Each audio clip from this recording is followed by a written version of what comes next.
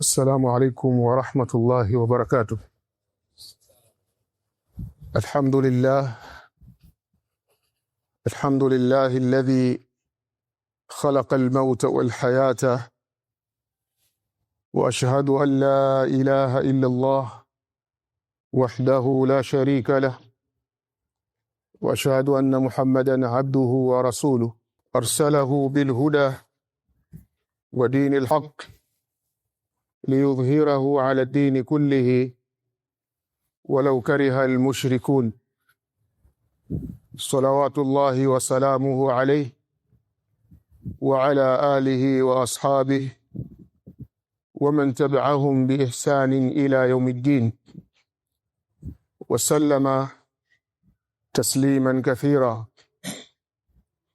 أما بعد، baada ya kumhimidi Allah azza wa jalla na kumsalia mtume wetu Muhammadin sallallahu alayhi wa alihi wasallam, tumekusanyika katika jambo kubwa, na hakuna msiba mdogo. Misiba yote ni mikubwa, inazidiana katika ukubwa kutokamana na nafasi za wale watu, namna walivyo katika jamii. Nafasi hii ya kutoa nasaha, mimi ni katika watu wa karibu waliofiwa. Kila nitakapozidi kumzungumza nitafikia hatua nitashindwa. Kumbukumbu yangu, nimerudi Tabora baada ya masomo 2004. Katika watu ambao nilizungumza mwanzo nao pamoja na kuwafikishia da'watu salafia na kuikubali alikuwa ni Sheikh, Allah mrehemu. Na tangu wakati ule mpaka anaondoka duniani tulikuwa karibu sana. Kwa hivyo kila nitakapozidi kuzungumza nitashindwa kukamilisha mazungumzo vizuri. Tumuomba Allah tabaraka wa taala kwa mapenzi yake na huruma yake ajalie safari yake iwe nyepesi na kaburi lake liwe ni kiwanja katika viwanja vya pepo, na pia Allah warehemu maiti wote wa Kiislamu waliotangulia. Mimi napenda nizungumze nukta moja, kisha Sheikh Safu, mmoja katika mashekhe waliotoka Kigoma, ima atazungumza yeye, ima atachagua mtu wa kuzungumza katika msafara aliokuwa nao, basi yeye atachagua. Nazungumza nukta moja ambayo kuna baadhi ya watu imewapa utata kidogo. Sheikh alifariki jana baada ya Ijumaa, na mpaka anafika nyumbani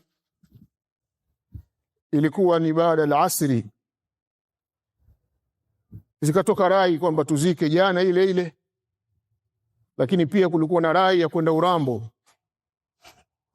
na kwa sababu mimi ni kiongozi wao walinisubiri tukashauriana, lakini pia kaliangalia jambo kwa upana wake na maslaha,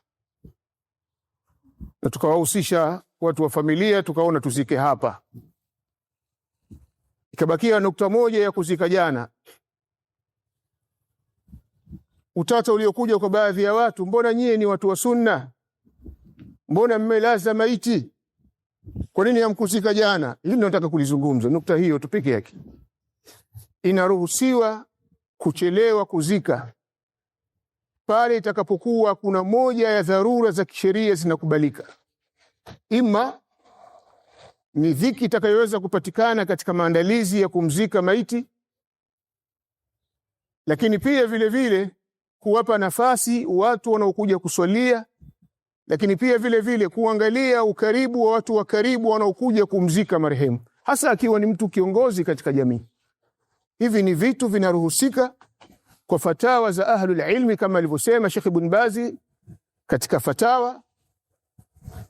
Hivyo hatujatoka nje ya sunna. Mtu kufa asubuhi akazikwa saa 10, mtu kufa saa 10 akazikwa asubuhi, hatujatoka nje ya sunna. Wale waliokuwa na ishkali wawe na amani katika hilo.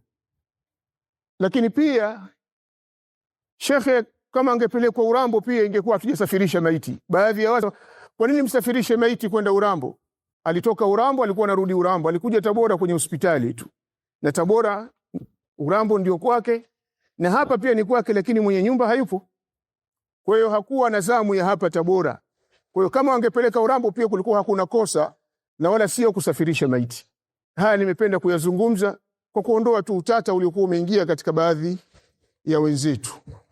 Katika kipindi kama hichi cha kuelimisha jamii, ni lazima kuwa na umakini mkubwa sana katika kuziendea sunna na kuhakikisha kwamba sunna ni sababu ya kuwaweka watu kwenye njia na kuongeza ukaribu na kuongeza ulfa, muunganiko wa nyoyo baina ya watu na watu wengine. Na sehemu za kuelimisha watu ni katika matukio kama haya. Kwa hiyo nimependa kulitanguliza hili kwa lengo tu ya kusaidia wale waliokuwa na mawazo yenye utata wawe na amani katika hilo. Kwa hiyo Sheikh Safu, min fadlik, ima utoe nasaha mwenyewe, ima uangalie katika vijana wako. Barakallahu fiki wa jazakallahu khaira.